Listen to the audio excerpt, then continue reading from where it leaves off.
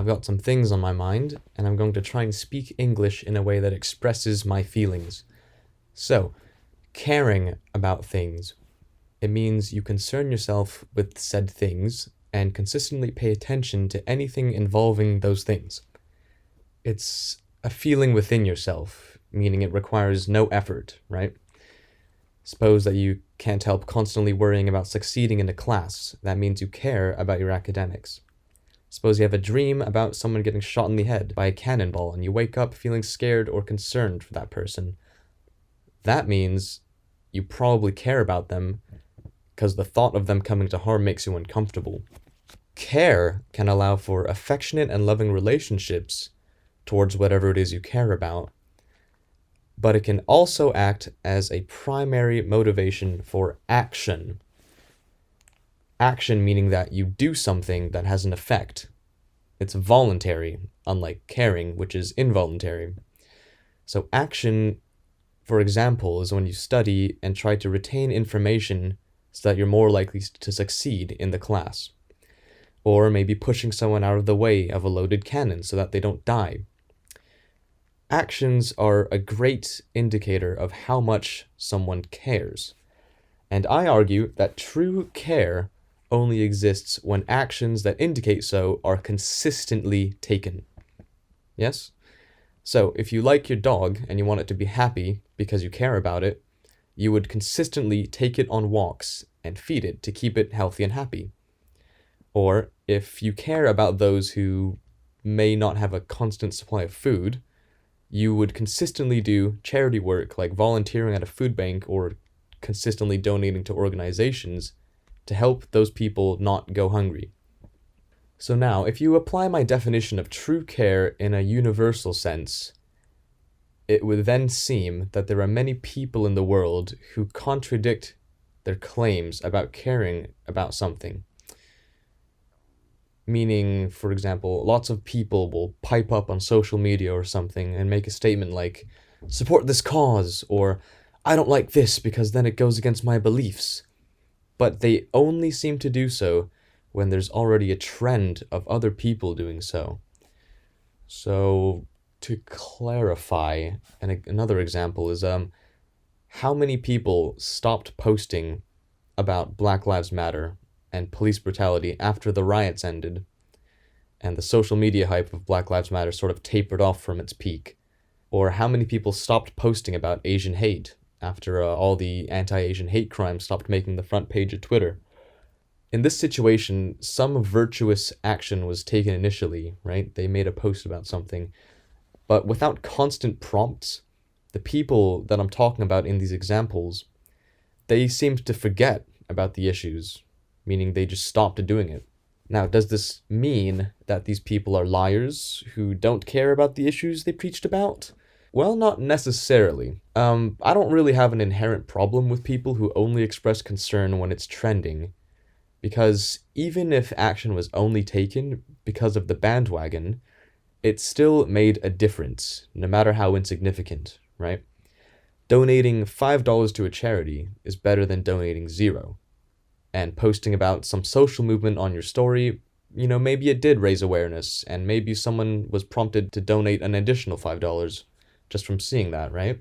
But I would still argue that the fact that they don't consistently take action means they don't really care very much. Now, my personal issue arises when people claim that they care passionately about the causes they bring up and think about this sort of thing transactionally. And I'm talking about the sort of "I care more than you and are thus superior" mentality. Or, feeling more righteous and virtuous because you donated $50 to a charity instead of someone who only gave their spare change. So, basically virtue signaling. Here's another example. People who expressed resentment towards live music shows in late January. Now, these people, they were completely in the right. Okay, hosting any kind of gathering with people increases risk of COVID incidents, which increases risk of hospitalizations and is therefore irresponsible and selfish. You cannot argue with that. It's just fact. Resentment was brought up during the Omicron surge when the incidence rate of COVID was at its highest. But this sentiment came from some of the same people who went to shows during the Delta surge, which was far more likely to cause hospitalizations. Maybe they changed their minds about responsibility and safety, but I'm inclined to doubt that, because only 2 events were being publicly frowned upon, and nothing was said about other shows going on about the same time, or any show since, really.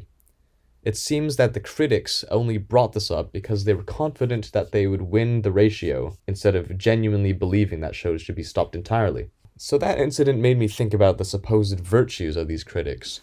Obviously, they're willing to accept shows during the pandemic, depending on factors such as county restrictions, or incidence rate, or hospitalizations, or the density of the space where the event is being held. However, none of these parameters were specified by these people, which brings me to my next point. Think thoroughly about your virtues and your criticisms. If you don't like something, think about exactly why and apply that to similar aspects. If we keep using this live show example, if you don't go to shows because you're concerned about getting or spreading COVID, do you go out to restaurants? Do you hang out with your friends in person? If so, why? What's the difference in risk? Where is the margin? Identify the parameters of whether or not an action contradicts your virtues. So it's the same thing about expressing care. How often do you actually take action based on the things you supposedly care about? How much time and effort are you willing to sacrifice for the sake of your virtues? Now, I'm a bit of a hypocrite myself because I actually haven't made specific parameters regarding how much action per time unit constitutes an adequate amount of care by my standards. But I can at least say that posting something on a social media story once and then forgetting about it, it means you don't care very much. I also know that making criticisms about a specific thing, but not applying the same criticisms to similar things, means that your words don't hold much meaning, and you're probably just virtue signaling. If you don't follow your own proclaimed virtues, how can you validate any of your arguments? Just think for a while. List the things that elicit a subconscious emotional response from you. Now, out of that category, the things that you're consciously willing to put time, effort, and sacrifice towards are the things you truly care about. Now, if it turns out that you don't truly care about something, don't pretend like you do for the sake of social clout. Be honest and show integrity. Integrity makes you a better person. And that's about, I think that's all I wanted to talk about. Let me know if this made sense.